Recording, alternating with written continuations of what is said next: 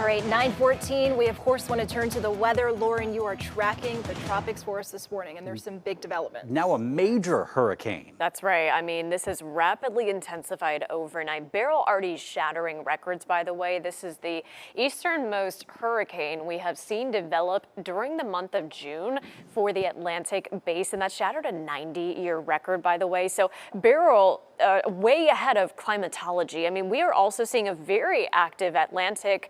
However, we are also looking at two areas of interest. So Beryl's the only named storm out there. We're looking at a high chance for development in the far eastern Atlantic, as well as in the southwestern Gulf of Mexico, a 50% chance of development. But let's get you caught up as you wake up on this Sunday with now major Category 3 Hurricane Beryl, a well-defined eye at this point.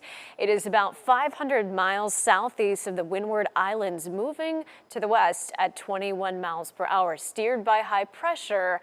This is only going to continue to intensify over very warm sea surface temperatures. Seas really at what we would typically see in August, so hotter than usual seas, and other environmental conditions are just favorable for development. No dry air or wind shear until in the longer range here. So Category 3 strength still through the afternoon.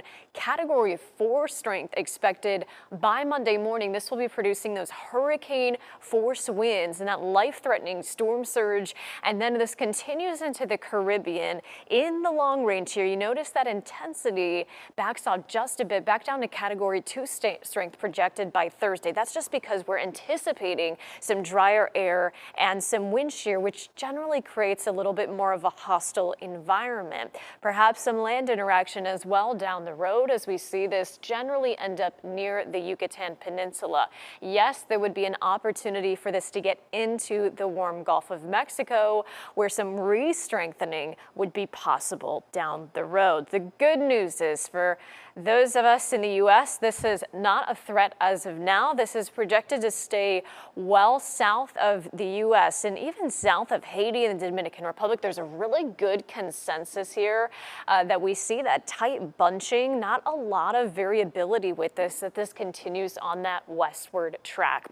Of course, we are looking at other areas of interest, though. In the southwestern Gulf of Mexico this morning, showers and disorganized thunderstorms have a very small window here to try to take shape into a tropical depression, perhaps maybe a tropical storm before that eventually pushes into Mexico tomorrow. Regardless of development at this point, portions of Central America are bracing for heavy rain and the potential for flooding. Finally, we are also keeping a very close eye on a tropical wave to the east of Beryl this morning, a high chance for development. This area in the far eastern tropical Atlantic has a very high chance of becoming our next named storm. And if you look, it's expected to take a very similar track to Beryl, so just due west at about 15 to 20 miles per hour.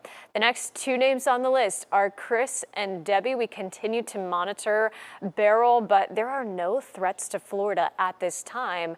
And keep in mind, we are still months away from the statistical peak of hurricane season. That typically doesn't happen until September, and you see that uptick in not only named storms but hurricanes as well. That's why it is so rare to see a major hurricane in June already developing, with Beryl continuing toward the Caribbean.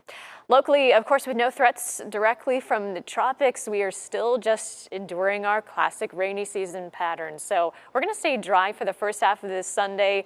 If you have errands to run, if you want to get outdoors and make the most of the weekend, do so now, ahead of what's going to be scattered storms again today. By 2-3 o'clock, starting to see isolated showers and storms, and scattered storms continue toward the dinner time hour, especially toward the coast. That's where we're looking at very high storm coverage. We're going to dry back out overnight, and we'll do it all over again tomorrow. Our east wind is in place heading into the first week of July, including Independence Day. So a lot of these mornings you will stay dry, but expect to see higher storm coverage heading into the afternoons, with highs not showing any sign of relief. We'll be stuck in the low to mid 90s.